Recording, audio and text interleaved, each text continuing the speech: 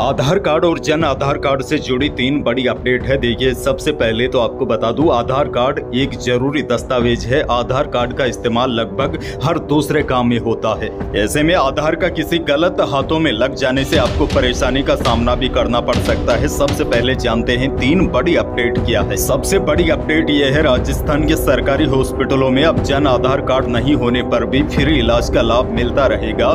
RGHS, मुख्यमंत्री निःशुल्क जांच योजना, मुख्यमंत्री आयुष्मान आरोग्य योजना समेत अन्य योजनाओं का फायदा मिल सकेगा। यानी कि अगर आपके पास जन आधार कार्ड नहीं है, आधार कार्ड होने पर भी मरीज को OPD, IPD की सेवाएं मिल सकेगी। इसके लिए integrated health management system portal पर आने वाले दिनों में आधार नंबर के जरिए वेरिफिकेशन की सुविधा शुरू होगी। दरअसल अभी तक क्या होता था, IHMS पोर्टल पर केवल जन आधार से ही वेरिफिकेशन करने से व्यक्ति की पहचान होती थी। अगर किसी व्यक्ति के पास जन आधार नहीं होता था या फिर जन आधार बना हुआ नहीं होता तो उसे सरकारी हॉस्पिटलों में इन सुविधाओं का लाभ नहीं मिल पा रहा था। लेकिन अब ऐसा नहीं होगा। अगर आपके पास जन आधार नहीं है, केवल आधार कार्ड है, तो भी इस फैसले के बाद उन मरीजों को बड़ा फायदा होगा जिनका जन आधार बना नहीं है। जयपुर के सवाई मानसिंह हॉस्पिटल की बात करें तो यहाँ अगर किसी मरीज का जन आधार कार्ड नहीं होता था तो उस मरीज को फ्री इलाज के लिए रजिस्ट्रेशन की पर्ची नहीं मिलती। लेकिन आने वाले दिनों में अब जन आधार कार्ड वाली सुविधाएं आपको आधार कार्ड से ही मिल जाएगी, खास तौर पर हॉस्पिटल में।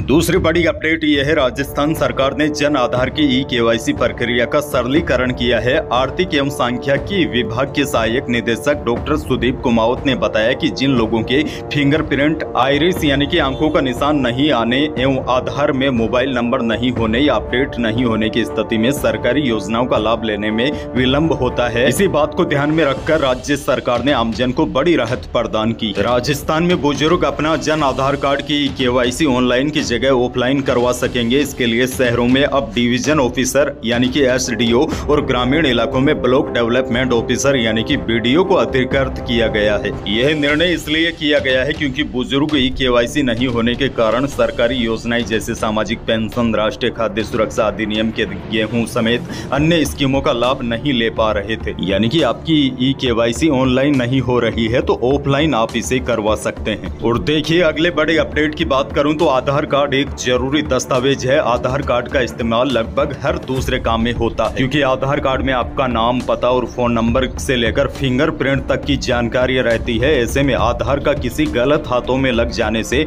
आपको काफी ज्यादा परेशानी का सामना करना पड़ सकता है। वैसे आपके आधार कार्ड का कोई गलत इस्तेमाल तो नहीं कर रहा है, इसके बारे में आप खुद घर बैठे पता लगा सकते हैं। Unique identification authority of India यानी कि उदय की ऑफिशियल साइट पर आप ऑनलाइन पर घर बैठे चेक कर सकते हैं या फिर ई-मित्र पर या किसी जानकार व्यक्ति से चेक करवा सकते हैं कि कहीं आपके आधार कार्ड का कोई गलत इस्तेमाल तो नहीं हो रहा है। जैसे कई बार क्या होता है, आधार कार्ड किसी दूसरे का होता है, सिम किसी दूसरे के नाम होती है, तो इस प्रकार कई लोगों के आधार कार्ड गलत तरीके से इस्तेमाल हो रहे हैं। अगर आपको पता चल जाता है कि आपके आधार कार्ड का कोई गलत इस्तेमाल कर रहा है तो आप टोल फ्री नंबर 1947 पर कॉल कर सकते हैं या फिर ईमेल करके उसकी शिकायत दर्ज करवा सकते हैं। और बड़ी जानकारी आपको यह भी दे दूं, किसी व्यक्ति की मृत्यु के बाद उसके आधार कार्ड को रद्द करने की कोई व्यवस्था नहीं है। ऐसे में मृतक के आधार कार्ड को भी संभाल कर रखने और उसका गलत उपयोग न हो, यह देखने की जिम्मेदारी मृतक के परिवार की होती है। जिस व्यक्ति की मृत्यु हुई है, अगर वह किसी व्यक्ति आधार के जरिए किसी योजना या सब्सिडी का लाभ ले रहा था तो संबंधित विभाग को व्यक्ति की मौत की जानकारी देनी चाहिए ताकि उसका नाम उस योजना से हटाया जा सके। यानी कि अगर किसी व्यक्ति की मृत्यु हो जाती है तो आपको यह ध्यान में रखना है कि उसका आधार कार्ड किसी गलत हाथों में न जाए, वरना मिसयूज हो सकता है। तो यही थी आधार कार्ड से जुड़ी कुछ बड़ी और काम की अपडेट।